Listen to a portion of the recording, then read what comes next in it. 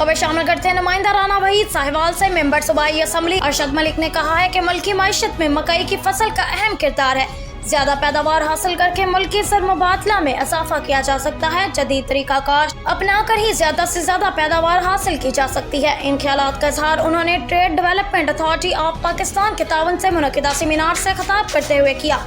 इस मौका पर additional commissioner coordination Shafiq Ahmad Dogar, director ज़राअत Chaudhry Shahbaz Akhtar, doctor Mohammad Anjum Ali, consultant agriculture Punjab senior scientist doctor Mohammad Shoaib, deputy director ज़राअत तसी डॉक्टर ताहिर जावेद के अलावा किसानों की बड़ी तादाद ने शिरकत की। जबकि counsellor trade and investment Faiza Shafqat Korea और Athar Hussain Khokhar, DG agro and food Islamabad से वीडियो लिंक के जरिए सेमिनार से खिताब किया। उन्होंने मजीद कहा कि हुकूमत पंजाब किसानों की फी एकड़ पैदावार बढ़ाने के लिए हर मुमकिन इकदाम उठा रही है। Additional commissioner coordination Shafiq Ahmad Dogar ने कहा कि फसलों की ज्यादा से ज्यादा पैदावार के हसूल के लिए नई टेक्नोलॉजी का इस्तेमाल जरूरी है ताकि ज्यादा से ज्यादा पैदावार हासिल की जा सके।